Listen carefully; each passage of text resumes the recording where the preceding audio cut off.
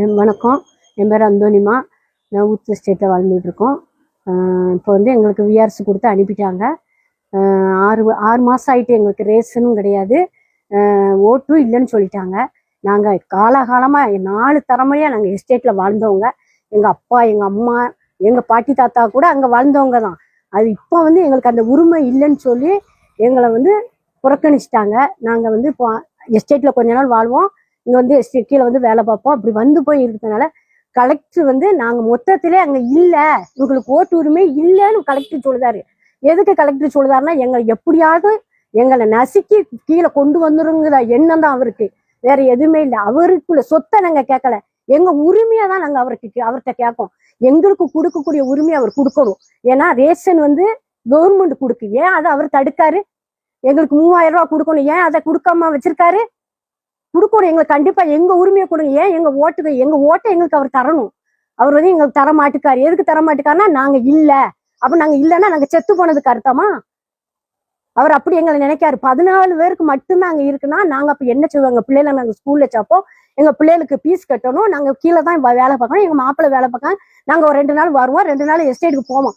நாங்க இல்லாத நேரம் அவர் வந்து எஸ்டேட்ல வந்து பார்த்துட்டு ஒருத்தருமே இல்லைன்னு நீங்க சொல்லக்கூடாதுல. கோர்ட்ல இருந்து வந்த சம்மனையே இவர் மதிக்காம எங்களுக்கு கொடுக்கல, எங்களுக்கு ரேஷன் கொடுக்கல. ஏன் கொடுக்கல? அவங்கவுங்க அராஜகம் பண்ணக்கூடாது, இல்லை எங்க வயிற்றுல அவங்க அடிக்க கூடாது. எங்களுக்கு ஓட்டு வந்து எஸ்டேட்ல தான் வேணும். நாங்க 2 ட்ரிப்பு பாம்பு நிரப்பி கொடுத்துருக்கோம். எங்களுக்கு கண்டிப்பா எஸ்டேட்ல எங்களுக்கு ஓட்டு வேணும். எங்க அந்த உரிமைக்காக நாங்க போராடுவோம். வேற எங்கேயும் நாங்க ஓட்டு போட மாட்டோம். நாங்க எப்படி ஒரு 6-7 ட்ரிப்பு பண்ணிருக்கோம்.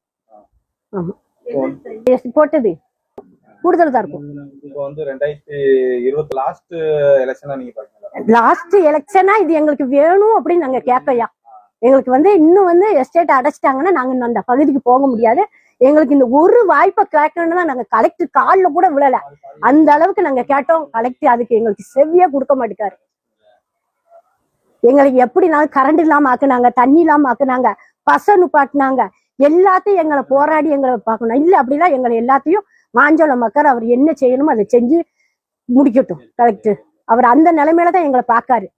இப்படி ஒரு இருதயம் உள்ள கலெக்டர் நாங்க பார்த்ததே இல்லை. இவ்வளவு ஒரு இருதயம் அவருக்கு கடினமா இருக்கு.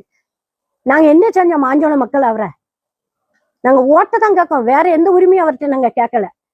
எங்களுக்கு கூட ஓட்ட கூட எங்க ரேஷனை கூடன்னு தான் கேட்டோம். நாங்க போடலையே, போராடலையே, நாங்க போராட்டம் பண்ணல. எங்களுக்கு எங்க ஓட்டை கொடுங்க.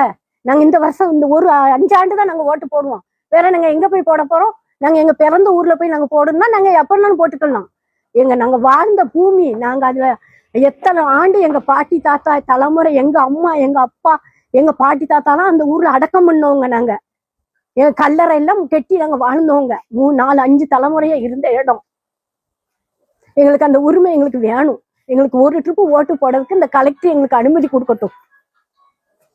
ஏன் எங்களுக்கு கொடுக்க மாட்டேக்காரு?